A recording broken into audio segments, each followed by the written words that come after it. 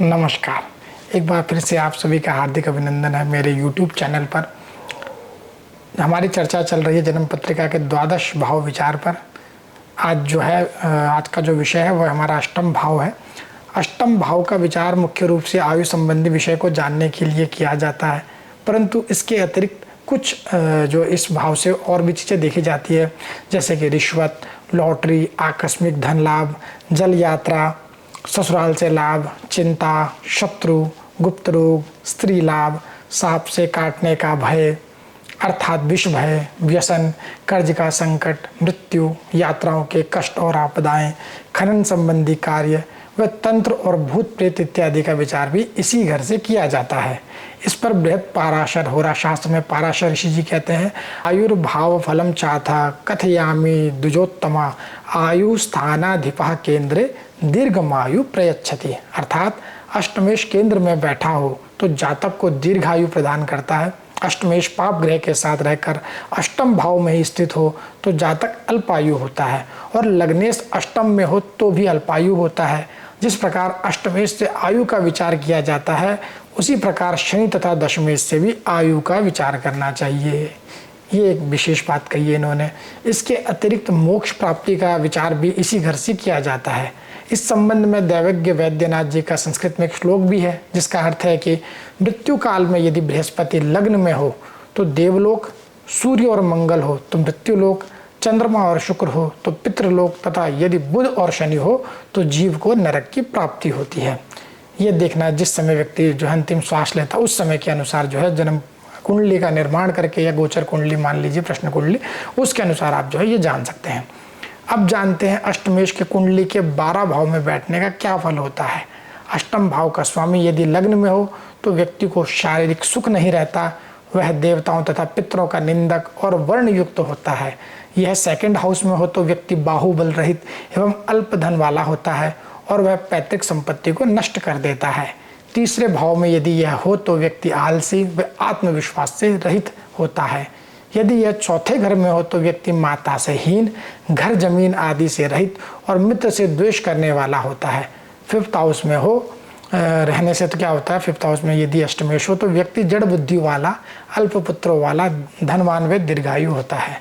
छठे में हो तो क्या होता है, व्यक्ति शत्रु पर विजय पाने वाला, रोग युक्त और बाल्यावस्था में उसे जल भय रहता है, जल से डूबने का भय रहता है।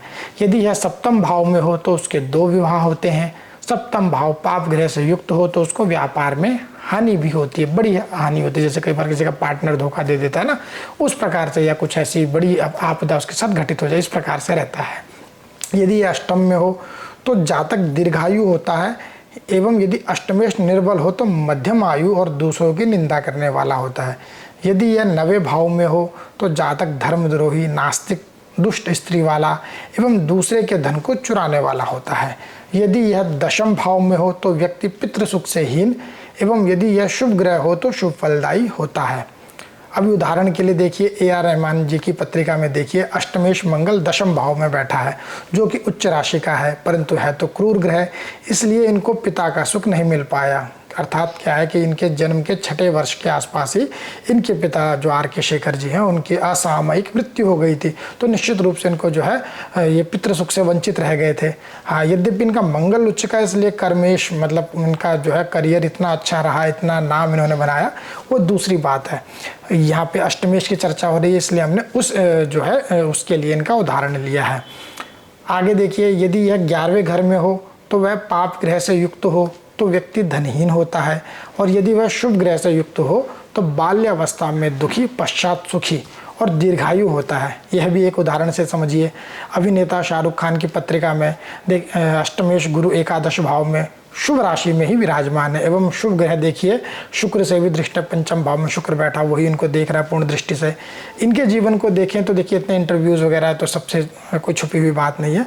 इनका आता है कि बाल्यावस्था में इनके घर में अचानक से कितनी दिक्कतें आ गई थी, थोड़ा आर्थिक संकट भी इन्होंने झेला, और भी तरह तरह की जो है परिवार में इनके कुछ लोगों की असामयिक मृत्यु भी हो गई थी।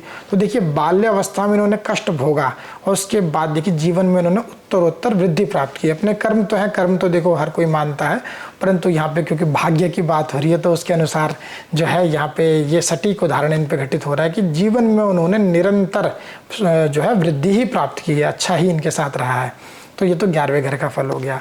अब यदि यह द्वादश भाव में है तो क्या होता है, जातक बुरे कर्म में खर्च करने वाला और पाप ग्रह से युक्त रहने पर अल्पायु वाला होता है।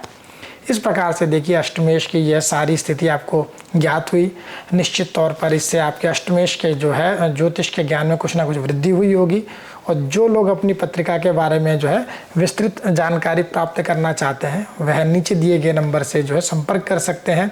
ऑनलाइन ऑफलाइन दोनों माध्यमों से आप कंसल्टेशन ले सकते हैं, ऑफिस में विजिट भी कर सकते हैं और फ़ोन कॉल पे जो है अपनी पत्रिका के बारे में समय लेकर बातचीत भी कर सकते हैं।